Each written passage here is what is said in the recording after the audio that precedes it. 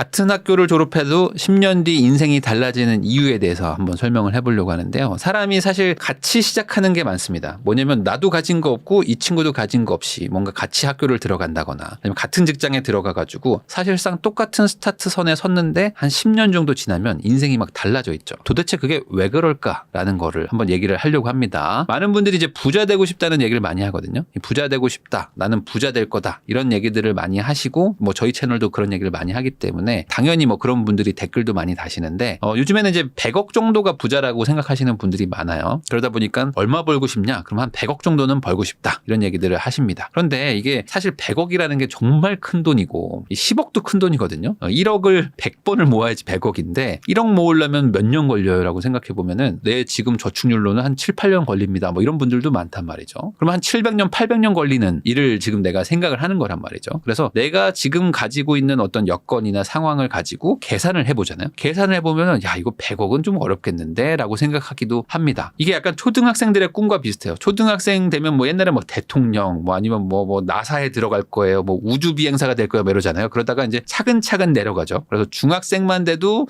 아직 꿈이 많아. 근데 고등학생 정도 되면은 제가 대학은 갈 수 있을까요? 막 이런 생각들로 많이 내려갑니다. 보통 중학교 1, 2학년 되면 당연히 서울대 갈 줄 알거든요. 근데 아니다. 고등학교만 돼도 잠깐 쉽지 않은데 스카이 정도는 갈 수 있을까? 그러다가 뭐 고2 되면은 인서울은 할 수 있을까? 고3 되면은 재수나 해야 되겠다. 약간 이렇게 바뀌는 것처럼 비슷한 거죠. 그래가지고 이게 하다 보면은 계획을 세우다 보면은 저는 한 10억 정도만 모아도 좀 괜찮을 것 같다. 이 정도면 만족입니다. 라고 하면서 많이 내려오기도 합니다. 자, 그런데 제가 오늘 얘기하고 싶었던 건 이게 아닙니다. 이게 세상에는 다른 길을 가는 사람들이 있어요. 뭐냐면 한 30대에 막 100억 부자들도 있고요. 뭐 40대가 됐는데 막 1000억 부자들도 있잖아요. 그러면 아니 내가 아무리 계산을 해봐도 답이 안 나오는데 도대체 저 사람들은 어떻게 100억 부자, 막 1000억 부자, 어떤 사람들은 막 조 단위 부자가 돼 있단 말이죠. 도대체 그렇게 할 수 있는 방법은 뭐냐는 거죠. 저는 이게 답이라고 생각합니다. 답은 곱하기다. 인생에 곱하기를 만들어 넣으면은 이게 되는데 대부분 이 곱하기를 못하기 때문에 아까 말한 대로 뭐 5억, 뭐 10억이면 충분하죠.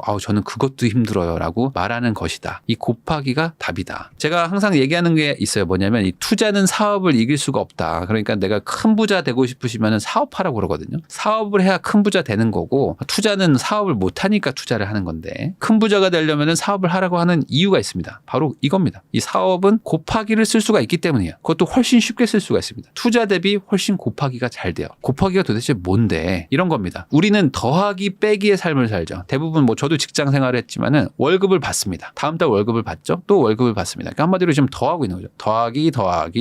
그다음에 뭐 하죠? 지출을 하죠. 매달 생활비도 쓰고 돈도 써야 되니까 지출을 합니다. 그러니까 이게 마이너스 삶을 사는 거죠. 그래서 플러스랑 마이너스 하는 거야. 그러니까 플러스 마이너스 하고 있으니까 어떻게 됩니까? 속도가 안 나죠. 더하기와 빼기의 삶은 속도가 아주 느린 삶입니다. 자, 여러분들도 한번 생각을 해보세요. 옛날에 그 학교 다니면서 수학 공부할 때나 곱하기라는 개념을 썼지 내가 지금 인생을 살면서 내가 지금 사회생활을 하면서 내 인생에서 뭔가 곱하기로 무엇가 변하는 게 있는지 한번 생각해보면 별로 없습니다. 그냥 은행 이자 정도? 뭔가 수익률 같은 거? 내가 1억 넣어가지고 이자 뭐 4% 받으면서 와 이자 많이 받는다 뭐 이렇게 생각하고 있는 거잖아요. 그러니까 인생에 곱하기라는 게 별로 쓰이는 게 없어요. 그러다 보니까 내가 큰 부자가 안 되는 건데 이 부의 추월차선 여러분들 많이 아시죠? 이 책에 보면은 이런 얘기들이 나와요. 어떤 곱하기에 대한 개념이 나옵니다. 그걸 여러분들한테 한번 설명을 드리려고 합니다. 이 부자가 되려면 사실 돈을 많이 벌어야 되잖아요. 부자가 되려면 돈을 많이 번다. 그럼 돈을 번다는 게 뭘까요? 돈을 번다는 거. 돈을 번다는 거는 나는 지금 연봉도 받고 뭔가 회사 뭐 자영업 하시는 분들은 음식을 팔거나 뭐 물건을 팔아가지고 돈을 벌고 있는데 돈을 벌기만 해서는 안 되죠. 뭐죠? 바로 무언가를 판 다음에 이익을 남겨야 되는 겁니다. 직장인들은 내 시간과 내 노동력을 팔아가지고 돈을 받아가지고 생활비를 떼고 남은 게 이제 저축이라는 이익을 남기는 것이고 물건을 파는 어떤 자영업 하시는 분들은 내가 가진 어떤 물건이나 서비스를 팔고 거기서 원가를 떼고 남는 이익을 가져가는 거죠. 많이 팔고 적자 나면 할 이유가 없는 게 경제 활동입니다. 이해되셨죠? 자, 그러면 이 이익을 남겨야 된다는 거는 결국에 순이익을 높여야 되는 거죠. 그럼 이 순이익은 뭘까요? 이 판매량 곱하기 이익률입니다. 내가 10개를 팔았는데 이익률이 10%면은 한 개당 뭐 10,000원에 팔았다. 그럼 내가 10만 원 벌어서 이익률 10%니까 10,000원이 내 순이익이다. 이렇게 말을 하는 거잖아요. 자, 그럼 벌써 여기서 곱하기가 하나 나왔죠. 근데 아까 사업을 하면 곱하기를 많이 쓸 수 있다고 그랬잖아요. 그럼 사업을 하는 사람들은 어떻게 됩니까? 판매량에다가 이익률을 곱하면 순이익인데 이 순이익이 꾸준히 나오는 사업체를 만드는 경우도 있어요. 이게 순이익이 막 들쑥날쑥하거나 몇 달씩 쉬거나 아니면은 사장님이 일을 안 하면 순이익이 하나도 안 나오는 뭐 그런 사업체도 있지만 사장님이 일을 안 해도 순이익이 꾸준히 나올 수 있는 사업체들을 만들기도 합니다. 그러면 어떻게 됩니까? 곱하기를 하나 더 할 수가 있는 거죠. 이 부의 추월선에서는 뭐 산업승수라고 얘기를 합니다. 산업승수. 그럼 산업승수가 뭐냐? 한마디로 그냥 이거라고 생각하시면 됩니다. 남들이 생각하는 미래의 가치를 산업승수라고 생각한다. 미래가 유망해 보이면은 곱하기가 들어가는 거죠. 미래가 유망해 보이지 않으면 곱하기 숫자가 되게 작아지는 것이고. 이 주식 해보신 분들은 많이 압니다. 뭐죠? PER이라고 해서 퍼라고 하죠. 퍼. 주가가 그 회사 한 주당 수익의 몇 배가 되는가를 나타내는 지표인데 주당 순이익이라고 합니다. 주당 순이익 곱하기 얼마를 하면은 그게 지금의 주가다라고 하면서 말하는 이 퍼죠. 이 사업을 하면 요 퍼라는 게 생깁니다. 테슬라를 생각하면 가장 이해가 쉽습니다. 요즘에 테슬라 사가지고 막 힘들어하시는 분들 많은데 사실 테슬라가 엄청나게 좋은 회사였죠. 순이익도 높았고 자동차도 엄청 팔았고요. 미래 가치도 엄청나게 유망하다고 평가를 받았었습니다. 그래서 예전에는 뭐 한 $300 가까이도 막 갔었다가 지금 이제 $190까지 많이 내려왔어요. 근데 이 수량, 이익률, 산업승수 요걸로 한번 생각을 해보자는 거죠.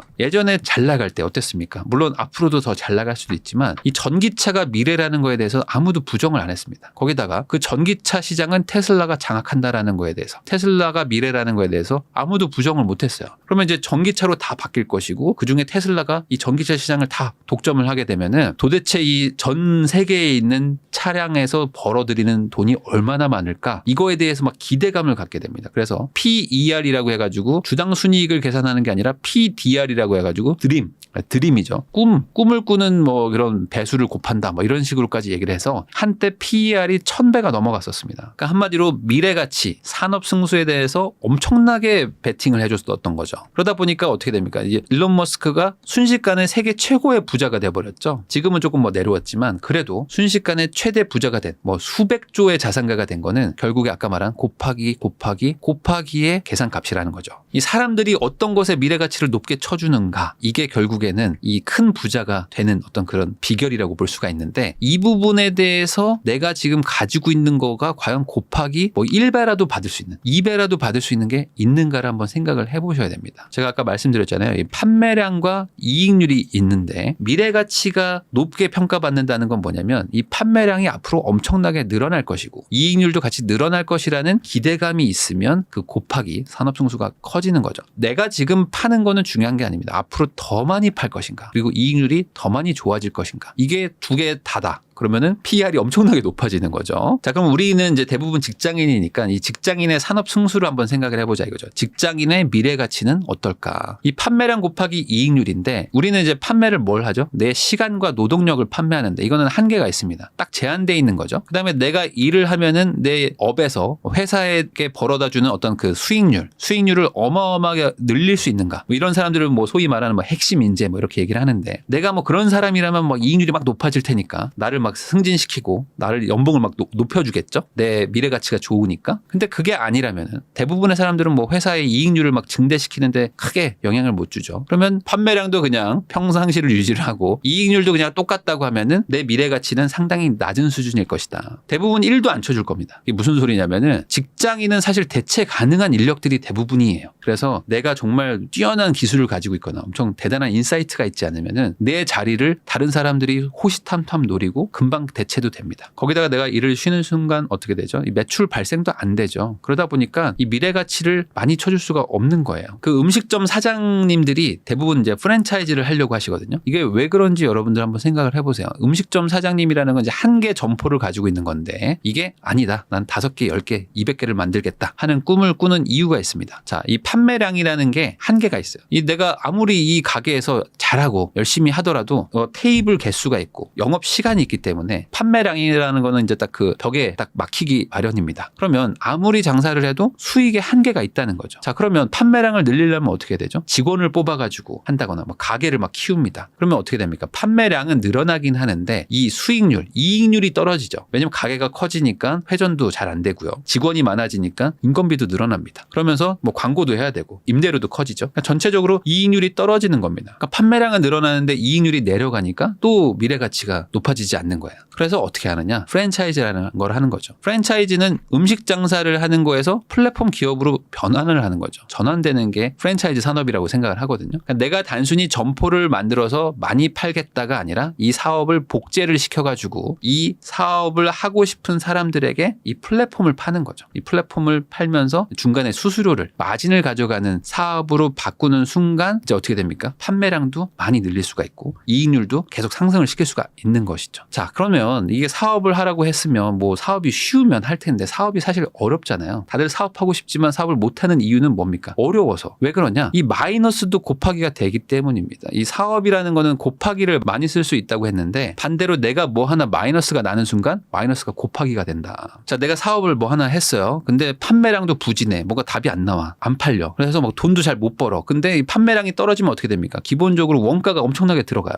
내 월급도 챙겨야 되죠. 그다음에 직원들 월급도 줘야 되는데 판매량이 많으면 원가 비중이 낮아지지만 판매량이 낮으니까 이익률도 같이 떨어지는 거야. 자, 그러면 판매량도 떨어져, 이익률도 떨어져. 그러면 이게 곱하기가 되면 어떻게 됩니까? 어느 순간 적자가 나기 시작하는 거예요. 적자도 곱하기가 된다는 거죠. 자, 그러면 이런 거에 대한 미래 가치가 있을까요? 당연히 미래 가치는 0에 가깝겠죠. 그러니까 이걸 곱하고 나면은 자산이 없어지는 겁니다. 그래서 사업을 한번 했다가 잘하면 큰 부자가 되지만 망하면 정말 자산을 쫄딱 말아먹는 게 바로 이런 곱하기 때문이지 않을까 생각을 합니다. 그래서 사업을 못하는 분들도 많고 사업보다는 그냥 투자를 하려고 하시는 분들도 많은 거죠. 회사를 다니면서 사업을 해서 나가면 뭐 제일 좋겠지만 그게 안 되는 분들, 그게 조금 나는 불안하다 이런 분들은 회사를 다니면서 어떻게든 부자가 되려고 하시는 분들이 있죠. 그런 분들이 투자를 선택하는 것인데 엄밀히 얘기하면 투자도 사업입니다. 투자도 사업이어가지고 단순히 투자를 하면 뭐가 안전하고 사업은 망하고 이것도 아니고요. 투자에도 곱하기가 계속 적용이 됩니다.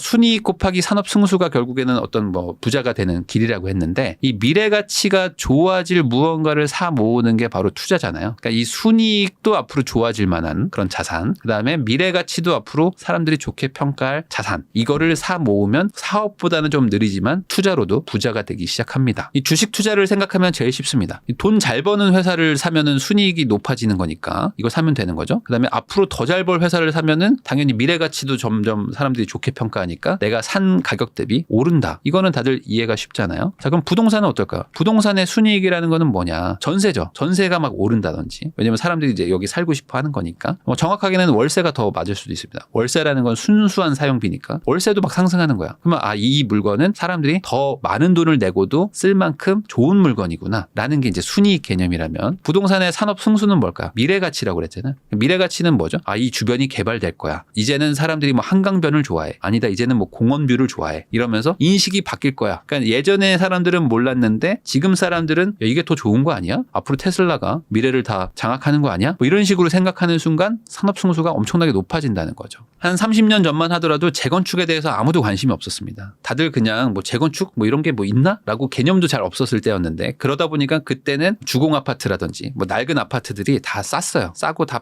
비슷비슷했었는데 어느 순간 재건축이라는 개념이 사람들한테 생기는 순간 미래 가치에 대해서 다르게 판단을 하면서 재건축 가능한 아파트들이 가격이 폭등하기 시작하고 재건축이 안 될 것 같은 아파트들은 가격이 올라가지 않는 그런 인식의 변화, 이 산업 승수가 달라지는 것들을 여러분들도 경험을 했었습니다. 한마디로 이 부동산의 순이익과 산업 승수가 되게 중요하다는 거죠. 그럼에도 불구하고 당연히 사업보다는 좀 느릴 수밖에 없습니다. 부동산으로 부자가 되려면 그래서 어떻게 되느냐? 레버리지를 엄청 써야 되는 거야. 왜냐면 이게 느리니까. 워낙에 느린 산업군이고 미래 가치가 그렇게 쉽게 바뀌지도 않고 월세가 막 급등하지도 않다 보니까 레버리지를 많이 써가지고 투자를 하고 수익률을 끌어올리는 전략들을 쓰는데 이것도 사업이다 보니까 이 마이너스도 곱하기가 되는 게 문제인 거죠. 그러니까 레버리지를 내가 너무 많이 쓰면은 또 마이너스가 막 곱해지는 것이고 레버리지를 너무 안 쓰면 또 너무 느린 거. 이러다 보니까 이걸 어떻게 내가 적절하게 해야 되는가. 결국에 투자나 사업이나 내가 잘해야 되는 것이고 내가 못하면은 또 큰 손해를 볼 수도 있는 겁니다. 그래서 대부분의 부동산으로 성공한 사람들은 레버리지를 되게 높게 썼고요. 거기서 이제 좋은 결과를 얻었기 때문에 부동산으로도 부자가 된 겁니다. 그렇지만 사실 말이 쉽지 이게 쉬운 건 아니에요.